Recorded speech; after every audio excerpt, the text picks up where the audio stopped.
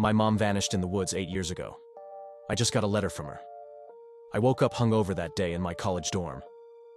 I had drunk way too much at a bar the night before, celebrating until sunrise what would be my 20th birthday. When I checked my mailbox around noon, there was a white envelope with handwriting on it and no sender. Happy birthday, Carrot. I'm still waiting for you at the same place. Come here tomorrow at dawn and look for my blue coat. Signed, Mom. Reading those words sent chills all over my body. Since my mom vanished 8 years earlier, my family had gotten dozens of fake letters and false leads. But that word, carrot, told me this one was different. It was our inside joke. She started calling me that after I once scarfed down a whole plate of carrots just so she'd let me go play at the arcade. Nobody else could have known. My mom disappeared on a trail near town. We used to hike it almost every Sunday as a family. It was about 2 miles, ending at a pond where locals liked to fish. That day, my dad was sick, so it was just me and her. We laughed and walked until I had to pee. She told me to go ahead and stayed behind, maybe 20 feet away. Nothing seemed unusual while I was peeing by a tree, except for the sound of a branch snapping, which I brushed off as nothing. I finished, turned around to call her, and she was gone. I waited half an hour, thinking maybe she'd stepped off the trail too. Then I ran to the pond. Then I sprinted back to the parking lot and the car was still there, locked.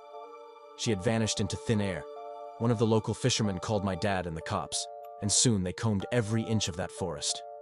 Everyone was looking for her blue jacket, something that would stand out against the trees. But they never found a trace. Pretty soon the whole state knew about it. The kid that lost his mom. It usually went the other way around. Then came the TV reports, the YouTube channels, the podcasts. Theories stacked up. First, people said she left due to an affair with a coworker, a known womanizer that had suspiciously moved out of state. Second, that she was killed by the so-called pickaxe maniac, a serial killer who'd murdered 3 women in the region a few years earlier and usually leaves the murder weapon at the spot. Third, the cops considered my dad might have done it for the life insurance money. No proof ever surfaced, and her case faded into silence. Right after I got the letter, I called my dad telling him about the carrot thing. His reaction was hard to read. We hadn't spoken in months after some stupid fights, but he insisted the letter was a prank. He practically begged me not to go, said I should call the police immediately. His desperation ticked me off, so I hung up on him, same as last time we argued. I decided I'd go back to that trail. Even if it was a joke, I needed to know if there was any hope left of seeing my mother.